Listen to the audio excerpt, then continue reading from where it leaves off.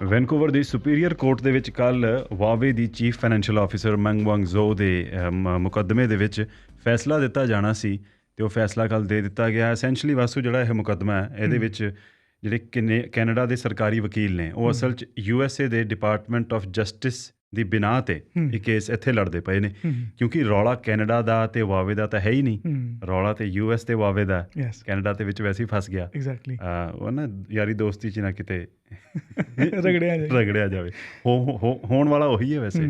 ਸੋ ਜਿਵੇਂ ਕੱਲ੍ਹ ਬਹੁਤ ਡਿਟੇਲ ਦੇ ਵਿੱਚ ਗੱਲ ਹੋਈ ਸੀ ਜਦ ਤੁਸੀਂ ਡਬਲ ਕ੍ਰਿਮੀਨੈਲਿਟੀ ਦੇ ਕੌਨਸੈਪਟ ਬਾਰੇ ਚੰਗੀ ਤਰ੍ਹਾਂ ਦੱਸਿਆ ਸੀ, ਮੁੱਕਦੀ ਗੱਲ ਇੱਥੇ ਸੀ ਕਿ ਜਿਹੜੇ ਤੇ ਬਚਾਅ ਪੱਖ ਦੇ ਵਕੀਲ ਨੇ ਮੈਂਗ ਵਾਂਗਜ਼ੋ ਵੱਲੋਂ, ਉਹਨਾਂ ਦਾ ਇਹ ਕਹਿਣਾ ਕਿ ਜਿਹੜੇ ਗੁਨਾਹਾਂ ਦੇ ਤਹਿਤ ਜਾਂ ਜਿਹੜੇ ਦੋਸ਼ਾਂ ਦੇ ਤਹਿਤ ਇਹ ਮੁਕੱਦਮਾ ਚਲਾਇਆ ਜਾ ਰਿਹਾ, ਉਹ ਜਿਹੜੀਆਂ ਸੈਂਕਸ਼ਨਜ਼ ਈਰਾਨ 'ਤੇ ਲਗਾਈਆਂ ਹੋਈਆਂ ਸੀ ਉਹ USA ਨੇ ਲਗਾਈਆਂ ਹੋਈਆਂ ਸੀ।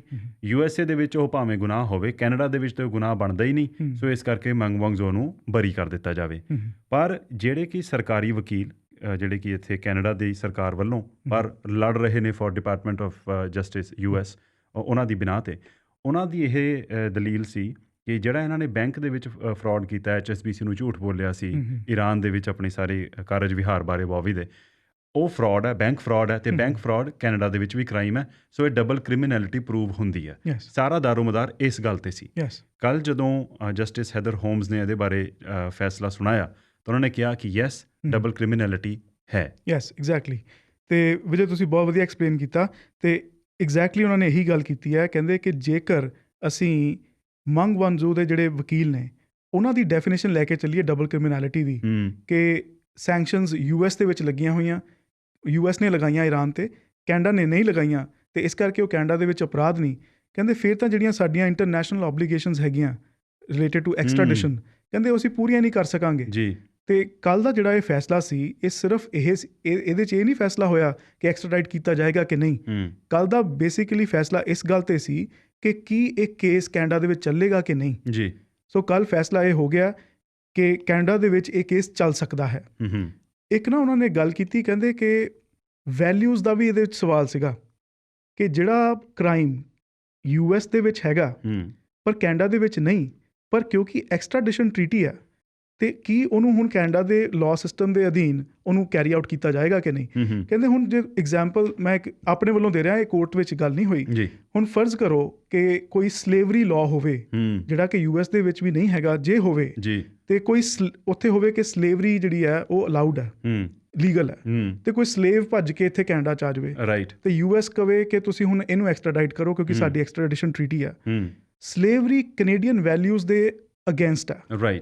ਉੱਥੇ ਇਹ ਗੱਲ ਹੋ ਸਕਦੀ ਹੈ ਡਬਲ ਕ੍ਰਿਮੀਨੈਲਿਟੀ ਦੀ, ਕਿ ਜੀ US ਦੇ ਵਿੱਚ ਇਹ ਕ੍ਰਾਈਮ ਹੈਗਾ ਕਿ ਸਲੇਵ ਭੱਜ ਜਾਵੇ ਜੇ, ਪਰ ਕੈਨੇਡਾ ਦੇ ਵਿੱਚ ਇਹ ਕੈਨੇਡਾ ਦੀ ਵੈਲਿਊ ਸਿਸਟਮ ਨਾਲ ਇਹ ਗੱਲ ਰਲਦੀ ਨਹੀਂ। ਉੱਥੇ ਤੁਸੀਂ ਕਹਿ ਸਕਦੇ ਹੋ ਕਿ ਇਹ ਨਹੀਂ, ਪਰ ਕਹਿੰਦੇ ਇੱਥੇ ਕੱਲ੍ਹ ਜੱਜ ਨੇ ਇੱਕ ਗੱਲ ਸਾਫ਼ ਕੀਤੀ, ਕਹਿੰਦੇ ਕਿ ਸੈਂਕਸ਼ਨਸ ਜਿਹੜੀਆਂ ਹੈਗੀਆਂ ਉਹ ਸੈਂਕਸ਼ਨਸ ਕੈਨੇਡੀਅਨ ਲਾਅ ਸਿਸਟਮ ਦੇ ਵੈਲਿਊ ਸਿਸਟਮ ਦੇ ਬਿਲਕੁਲ ਖਿਲਾਫ ਨਹੀਂ ਹੈਗੀ ਕੋਈ ਗੱਲ ਜੀ। ਕੈਨੇਡਾ ਵੱਲੋਂ ਵੀ ਸੈਂਕਸ਼ਨਸ ਲਗਾਈਆਂ ਜਾਂਦੀਆਂ ਨੇ। ਸੋ ਕਹਿੰਦੇ ਕਿ ਇਸ ਕਰਕੇ ਡਬਲ ਕ੍ਰਿਮੀਨੈਲਿਟੀ ਜਿਹੜੀ ਪ੍ਰੂਵ ਹੁੰਦੀ ਹੈ, ਅਤੇ ਫਰੋਡ ਤਾਂ ਕਹਿੰਦੇ ਹੈਗਾ ਹੀ ਹੈਗਾ। ਸੋ ਇਹਦੇ 'ਤੇ ਹੁਣ ਕੇਸ ਜਿਹੜਾ ਹੈ ਅੱਗੇ ਚੱਲੇਗਾ ਜੀ, ਪਰ ਇਹ ਕਾਫੀ ਚਿਰ ਤੱਕ ਚੱਲੇਗਾ। ਹੁਣ ਜਿਹੜਾ ਇਹਦਾ ਅਗਲਾ ਪੜਾਅ ਹੈ ਉਹ ਜੂਨ ਦੇ ਵਿੱਚ ਹੈ। ਉਹਦੇ ਵਿੱਚ ਕੀ ਦੇਖਿਆ ਜਾਣਾ ਕਿ ਜਦੋਂ ਦਸੰਬਰ 2018 ਦੇ ਵਿੱਚ ਮੈਂਗ ਵਾਂਗਜ਼ੋ ਨੂੰ ਵੈਨਕੂਵਰ ਇੰਟਰਨੈਸ਼ਨਲ ਏਅਰਪੋਰਟ ਤੋਂ ਗ੍ਰਿਫਤਾਰ ਕੀਤਾ ਗਿਆ ਸੀ, ਕਿਤੇ ਉਦੋਂ ਕੋਈ ਪ੍ਰੋਟੋਕਾਲ ਬ੍ਰੇਕ 'ਤੇ ਨਹੀਂ ਕੀਤਾ ਗਿਆ, ਕਿਤੇ ਉਦੋਂ ਮਿਸਯੂਜ਼ ਆਫ ਪਾਵਰ 'ਤੇ ਨਹੀਂ ਕੀਤਾ ਗਿਆ, ਦੁਰਵਰਤੋਂ 'ਤੇ ਨਹੀਂ ਕੀਤੀ ਪੁਲਿਸ ਨੇ ਜਦੋਂ ਅਰੈਸਟ ਕੀਤਾ।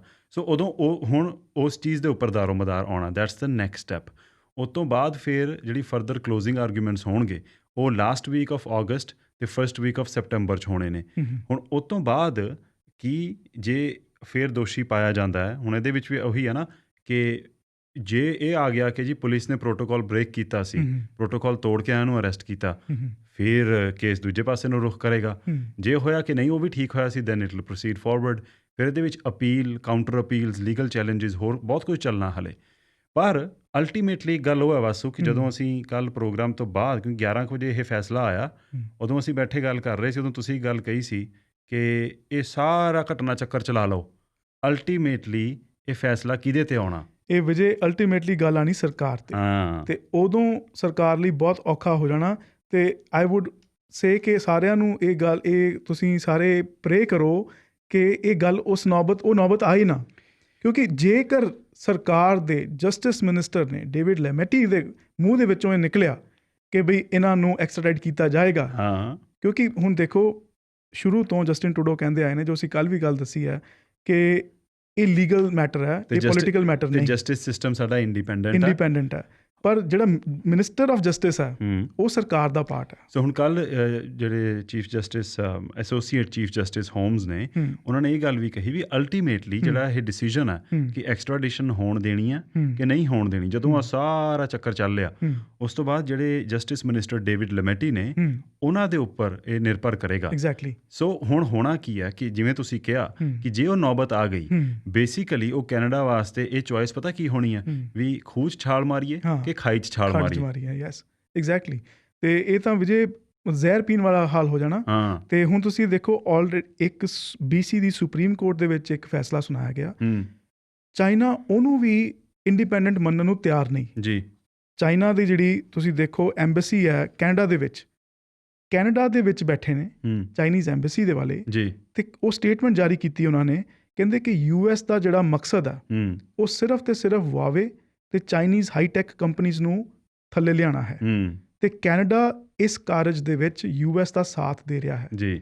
Canada is acting as an accomplice of US। The whole case is a grave political incident.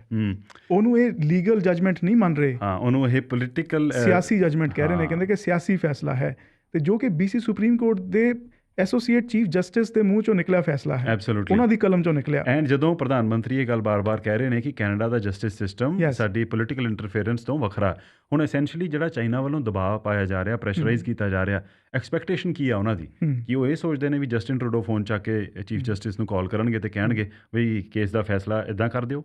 ਜੇ ਇਸ ਤਰ੍ਹਾਂ ਹੋਇਆ, ਜੇ ਸੋਚੋ, ਯਾਦ ਹੈ ਕਿ ਜਿਹੜਾ ਜੋਡੀ ਵਿਲਸਨ ਰੇਬਲ ਵਾਲੀ ਸਿਚੁਏਸ਼ਨ ਕੀ ਬਣੀ ਸੀ, ਜਿਹੜੀ ਕਿਊਬੈਕ ਵਾਲੀ ਫਰਮ ਸੀ, ਜਿਹੜੀ SNC ਲੈਵਲਨ, ਉਹ ਇਹੀ ਮਤਲਬ ਇਟ ਵਾਸ ਫੇਅਰਲੀ ਪੈਰਲਲ ਕਿ ਜਿਹੜੀ ਐਕੁਇਜ਼ੀਸ਼ਨਸ ਇਹੋ ਜਿਹੀਆਂ ਲੱਗੀਆਂ ਸੀ ਕਿ ਇੱਕ ਕੰਪਨੀ ਦਾ ਜਿਹੜਾ ਕੋਈ ਲੀਗਲ ਮੈਟਰ ਸੀ ਉਹਦੇ ਵਿੱਚ ਦਖਲ ਅੰਦਾਜ਼ੀ ਸਰਕਾਰ ਦੀ ਹੋਈ ਸੀ, ਤਾਂ ਵੇਖੋ ਕਿੱਡਾ ਬਖੇੜਾ ਖੜਾ ਹੋਇਆ ਸੀ। ਇਹਦੇ ਵਿੱਚ this is now a matter of international concern. So ਜਿਹੜਾ ਇੰਡੀਪੈਂਡੈਂਸ ਆਫ ਜੁਡੀਸ਼ਰੀ ਆ, ਜਦੋਂ ਉਹਦੇ ਨਾਲ ਮਾੜੀ ਮੋਟੀ ਕਿਤੇ ਛੇੜਛਾੜ ਹੋਈ, ਖਿਲਵਾੜ ਹੋਣ ਦੇ ਸੰਕੇ ਪਏ ਸੀ, ਤਾਂ ਉਹਦਾ ਅਸੀਂ ਅਸਰ ਵੇਖ ਚੁੱਕੇ ਹਾਂ ਕਿ ਪਹਿਲਾਂ ਕੀ ਹੋਇਆ ਸੀ। ਕਹਿੰਦੇ ਸੌਣ ਦੇ ਅੰਨੇ ਨੂੰ ਸਭ ਹਰਾ ਹਰਾ ਦਿਸਦਾ। ਉਹ China doesn't know better. China ਨੂੰ ਲੱਗਦਾ ਕਿ ਸਾਡੇ ਇੱਥੇ ਇੱਦਾਂ ਤੇ ਸਾਰਿਆਂ ਪਾਸੇ ਹੀ ਇੱਦਾਂ। ਹੁਣ ਚੱਕਰ ਕੀ ਪੈਣਾ ਵਾਸੂ ਕਿ ਜਿਹੜੇ ਦੋ ਮਾਈਕਲਸ ਜਿਹੜੇ ਕੈਨੇਡਾ ਦੇ ਸਿਟੀਜ਼ਨ ਨੇ, ਮਾਈਕਲ ਸਪੈਵੋਰ ਤੇ ਮਾਈਕਲ ਕੋਵਰਿਗ, ਉਹਨਾਂ ਨੂੰ 10 ਦਸੰਬਰ 2018 ਤੋਂ ਅਰੈਸਟ ਕੀਤਾ ਹੋਇਆ ਚਾਈਨਾ ਨੇ। ਉਹਨਾਂ ਦੇ ਉੱਪਰ ਚਾਰਜਿਸ ਨਹੀਂ ਲੱਗੇ ਅਜੇ ਤੱਕ, ਉਹਨਾਂ ਨੂੰ ਆਰਬਿਟਰਰੀਲੀ ਹਿਰਾਸਤ ਦੇ ਵਿੱਚ ਲੈ ਕੇ ਰੱਖਿਆ ਹੋਇਆ। ਉਹ ਡਿਟੈਂਸ਼ਨ 'ਚ ਨੇ ਤੇ ਇੱਥੇ ਮੰਗ ਵਨਜ਼ੋ ਆਪਣੇ ਮੈਂਸ਼ਨਸ ਦੇ ਵਿੱਚ ਰਹਿ ਰਹੇ ਨੇ। ਮੈਂਸ਼ਨਸ ਦੇ ਵਿੱਚ ਨੇ, ਫਰਕ ਆ। That's right. ਤੇ ਜਿੱਥੇ ਉਹ ਡਿਟੈਂਸ਼ਨ 'ਚ ਰੱਖੇ ਹੋਏ ਨੇ, ਉੱਧਰ ਇੱਕ ਸਮਾਂ ਅਜਿਹਾ ਸੀ ਕਿ ਦਿਨ ਦੇ 24 ਘੰਟੇ ਜਿਹੜੀਆਂ ਲਾਈਟਾਂ ਨੇ ਜਗਾ ਕੇ ਰੱਖੀਆਂ ਜਾਂਦੀਆਂ ਸੀ, ਉਹਨਾਂ ਦੀ ਘੰਟਿਆਂ ਬੱਧੀ ਇੰਟੈਰੋਗੇਸ਼ਨ ਕੀਤੀ ਜਾਂਦੀ ਸੀ। ਉਹਨਾਂ ਦੇ ਵਿੱਚੋਂ ਇੱਕ ਮਾਈਕਲ ਸਪੈਵੋਰ ਰੀਡਿੰਗ ਗਲਾਸਿਸ ਇਸਤੇਮਾਲ ਕਰਦੇ ਨੇ। ਜੇਲ੍ਹ ਦੇ ਗਾਰਡਸ ਨੇ ਉਹਨਾਂ ਦੀ ਰੀਡਿੰਗ ਗਲਾਸਿਸ ਵੀ ਲੈ ਲਏ ਸੀ। COVID-19 ਹੁਣ ਜਦੋਂ ਪ੍ਰੋਬਲਮ ਪਈ ਆ, ਉੱਥੇ ਇਨਫੈਕਸ਼ਨ ਫੈਲੀ ਹੈ, ਜਿਹੜਾ ਕੋਈ ਮਾੜਾ ਮੋਟਾ ਐਕਸੈਸ ਮਿਲਦਾ ਸੀ ਉਹਨਾਂ ਨੂੰ, ਕਾਉਂਸਲਰ ਐਕਸੈਸ, ਉਹ ਵੀ ਜਾਂਦਾ ਲੱਗਾ ਕਿਉਂਕਿ ਜੇਲ੍ਹ ਦੇ ਵਿੱਚ ਵਿਜ਼ਿਟਸ ਬੰਦ ਹੋ ਗਈਆਂ ਸੀ। ਸੋ ਹੁਣ ਇਹ ਕੈਨੇਡਾ ਵਾਸਤੇ ਮਲਟੀਪਲ ਪਾਸਿਓਂ ਬਹੁਤ ਔਖੀ ਘੜੀ ਬਣ ਜਾਣੀ ਆ। ਤੇ ਇਸ ਮੰਗ ਵੰਗਜ਼ੋ ਦੇ ਮੁਕੱਦਮੇ ਦੇ ਵਿੱਚ ਕੱਲ੍ਹ ਆਏ ਫੈਸਲੇ ਤੋਂ ਬਾਅਦ ਹੁਣ ਇਹ ਚਾਂਸਿਸ ਇਹ ਵੀ ਹੋ ਸਕਦੇ ਨੇ ਕਿ ਮਾਈਕਲ ਸਪੈਵੋਰ ਤੇ ਮਾਈਕਲ ਕੋਵਰਿਗ, ਜਿਹੜੇ ਚਾਈਨਾ ਦੀ ਜੇਲ੍ਹ 'ਚ 535ਵਾਂ ਦਿਨ ਆ ਅੱਜ, ਜਿਹੜਾ ਕਿ ਉਹਨਾਂ ਦਾ ਜੇਲ੍ਹ ਦੇ ਵਿੱਚ ਆ ਉੱਥੇ, ਉਹਨਾਂ ਦੇ ਉੱਪਰ ਅਜੇ ਹੋਰ ਕੋਈ ਅੱਗੇ ਪ੍ਰੋਸੈਸ ਚਲਾਇਆ ਨਹੀਂ ਗਿਆ। ਸਿਰਫ ਜਾਸੂਸੀ ਦੇ ਦੋਸ਼ ਲਗਾਏ ਗਏ ਨੇ, ਫਾਰਮਲੀ ਦਾਇਰ ਨਹੀਂ ਕੀਤੇ ਗਏ, ਸਿਰਫ ਰਿਵਿਊ ਕੀਤੇ ਜਾ ਰਹੇ ਨੇ ਉਹ ਦੋਸ਼ ਅਜੇ, ਕਿ ਹੁਣ ਉਹਨੂੰ ਵੀ ਫਾਸਟ ਟਰੈਕ ਕਰਕੇ ਤੇ ਇਹਨਾਂ ਦੋਹਾਂ ਤੇ ਚਾਈਨਾ ਦੇ ਵਿੱਚ ਟਰਾਇਲ ਚਲਾਈ ਜਾਵੇ, ਮੁਕੱਦਮਾ ਚਲਾਇਆ ਜਾਵੇ। ਯੈਸ। ਤੇ ਕੱਲ੍ਹ ਚਾਈਨਾ ਦੀ ਫੋਰਨ ਮਿਨਿਸਟਰੀ ਵੱਲੋਂ ਜਿਹੜਾ ਇੱਕ ਬਿਆਨ ਜਾਰੀ ਕੀਤਾ ਗਿਆ ਸੀ ਕਿ ਕੈਨੇਡਾ ਆਪਣੀ ਇਹ ਗਲਤੀ ਨੂੰ ਦਰੁਸਤ ਕਰੇ, ਨਹੀਂ ਤਾਂ ਫਿਰ ਕੈਨੇਡਾ ਤੇ ਚਾਈਨਾ ਦੇ ਜਿਹੜੇ ਰਿਲੇਸ਼ਨਸ਼ਿਪ ਆ, ਕਹਿੰਦੇ ਉਹ ਕੰਟੀਨਿਊਸ ਡੈਮੇਜ ਹੋਣਾ ਉਹਨੂੰ, ਰਿਲੇਸ਼ਨਸ਼ਿਪ ਨੂੰ। ਤੇ ਉਹ ਤੋਂ ਭਾਵ ਕੀ ਹੈ? Trade sanctions. ਜੇ ਅਸੀਂ ਦੇਖਿਆ ਕਿ ਪਹਿਲਾਂ ਜਦੋਂ ਕੈਨੋਲਾ ਐਕਸਪੋਰਟਸ ਤੇ ਕੈਨੇਡੀਅਨ ਕੈਨੋਲਾ ਐਕਸਪੋਰਟਸ ਤੇ ਥੋੜ੍ਹੀ ਦੇਰ ਲਈ ਬੈਨ ਲਗਾ ਦਿੱਤਾ ਸੀ ਚਾਈਨਾ ਨੇ, ਤੇ ਕੀ ਹੋਇਆ ਸੀ? ਤੇ ਇਹ ਦੁਬਾਰਾ ਹੁਣ ਚਾਂਸਿਸ ਬਣ ਗਏ ਨੇ। ਤੇ ਖਾਸ ਕਰਕੇ COVID-19 ਦੇ ਕਰਕੇ ਜਿਹੜੀ PPE, ਜਿਹੜੀ ਸਾਰੀ ਇਕਵਿਪਮੈਂਟ ਹੈ, ਉਹ ਸਾਰੀ ਚਾਈਨਾ ਤੋਂ ਆ ਰਹੀ ਹੈ, ਤੇ ਸਾਰਾ ਵਰਲਡ ਚਾਈਨਾ ਤੇ ਡਿਪੈਂਡੈਂਟ ਹੈ। ਤੇ ਕੈਨੇਡਾ ਬਹੁਤ ਵੱਡੇ ਲੈਵਲ ਤੇ ਜਾ ਕੇ ਚਾਈਨਾ ਤੇ ਡਿਪੈਂਡੈਂਟ ਆ। ਬਸ ਹੁਣ ਇਹਦੇ ਵਿੱਚ ਨਾ ਇੱਕ ਹੋਰ ਨੈਰੇਟਿਵ ਦੀ ਅੰਡਰ ਲੇਅਰ ਚੱਲ ਪਈ ਆ। BC ਦੇ ਵਿੱਚ ਮਨੀ ਲਾਂਡਰਿੰਗ ਕਲਨ ਕਮਿਸ਼ਨ ਦੀ ਇਨਕੁਆਇਰੀ ਵੀ ਸ਼ੁਰੂ ਹੋਈ Yes. ਇਸੇ ਹਫਤੇ ਦੁਬਾਰਾ। ਹੁਣ ਲੋਕੀ ਉਹ ਸਾਰੀਆਂ ਚੀਜ਼ਾਂ ਕਨੈਕਟ ਕਰਕੇ ਦੇਖ ਰਹੇ ਨੇ ਕਿ ਜਿਹੜਾ ਮਨੀ ਲਾਂਡਰਿੰਗ ਵਾਲਾ ਇੱਥੇ ਇਸ਼ੂ ਪਿਆ ਉਹ ਵੀ ਉਹਦੀਆਂ ਤਾਰਾਂ ਚਾਈਨਾ ਨਾਲ ਜਾ ਕੇ ਜੁੜਦੀਆਂ ਨੇ। ਜਿਹੜੀ ਇੱਥੇ ਰੀਅਲ ਏਸਟੇਟ ਮਾਰਕੀਟ ਦੇ ਵਿੱਚ ਇੱਕਦਮ ਅੱਗ ਲੱਗੀ ਸੀ, ਉਛਾਲ ਆਇਆ ਸੀ, ਉਹ ਵੀ ਨੈਚੁਰਲੀ ਉਹ ਮਨੀ ਲਾਂਡਰਿੰਗ ਵਾਲੀ ਸਾਰੇ ਸਾਈਕਲ ਦੇ ਨਾਲ ਜੁੜਿਆ ਹੋਇਆ ਸੀ। ਉਹਦੀਆਂ ਤਾਰਾਂ ਵੀ ਉੱਥੇ ਜਾ ਕੇ ਜੁੜਦੀਆਂ ਨੇ। ਈਵਨ ਕਈ ਲੋਕਾਂ ਦਾ ਇਹ ਮੰਨਣਾ ਹੈ ਕਿ ਜਿਹੜਾ ਇੱਥੇ ਦਾ ਫਾਰਮ ਲੈਂਡ ਦਾ ਸੈਕਟਰ ਹੈ ਉਹਦੇ ਵਿੱਚ ਫਾਰਮਸ ਨੂੰ ਖਰੀਦ ਕੇ ਉੱਥੇ ਫਾਰਮਿੰਗ ਨਹੀਂ ਹੋ ਰਹੀ, ਸਗੋਂ ਬਹੁਤ ਵੱਡੇ ਵੱਡੇ ਹੋਟਲ ਨੁਮਾ ਮੈਂਸ਼ਨਸ ਬਣਾ ਦਿੱਤੇ ਗਏ ਨੇ। ਉਹ ਵੀ ਜਦੋਂ ਤੁਸੀਂ ਵੇਖੋ ਤਾਂ ਉਹ ਤਾਰਾਂ ਵੀ ਉੱਥੇ ਜਾ ਕੇ ਜੁੜਦੀਆਂ ਨੇ। ਜਿਹੜਾ ਇੱਕ ਓਵਰਆਲ ਇੱਕ ਸੈਂਟੀਮੈਂਟ ਹੈ ਨਾ, ਉਹ ਬੜਾ ਨੈਗੇਟਿਵ ਬਣ ਗਿਆ। ਦੇਖੋ, ਇੱਕ ਹੁੰਦੀ ਹੈ ਕੰਟਰੀ ਦੀ ਪੋਲਿਸੀ, ਇੱਕ ਹੁੰਦੇ ਆ ਉੱਥੇ ਦੇ ਆਮ ਸਿਟੀਜ਼ਨਸ। ਹੁਣ ਅਸੀਂ ਇਹ ਵੀ ਵੇਖ ਰਹੇ ਹਾਂ ਕਿ ਰੇਸਿਜ਼ਮ ਦੀਆਂ ਕਿੰਨੀਆਂ ਘਟਨਾਵਾਂ ਏਸ਼ੀਅਨ ਮੂਲ ਦੇ ਲੋਕਾਂ ਪ੍ਰਤੀ ਵੱਧ ਰਹੀਆਂ ਨੇ। ਸੋ ਆਈ ਥਿੰਕ ਇੱਥੇ ਨਾਲ ਦੀ ਨਾਲ ਇਹ ਪੈਰਲਲ ਇਸ ਚੀਜ਼ ਨੂੰ ਚਲਾ ਕੇ ਵੇਖਣਾ ਬਹੁਤ ਜ਼ਰੂਰੀ ਹੈ ਕਿ ਇੱਕ ਤੇ ਗਵਰਨਮੈਂਟ ਦੀ ਪੋਲਿਸੀ ਹੈ, ਇੱਕ ਉਸ ਦੇਸ਼ ਨਾਲ ਸੰਬੰਧ ਰੱਖਣ ਵਾਲੇ ਬਾਸ਼ਿੰਦੇ ਨੇ।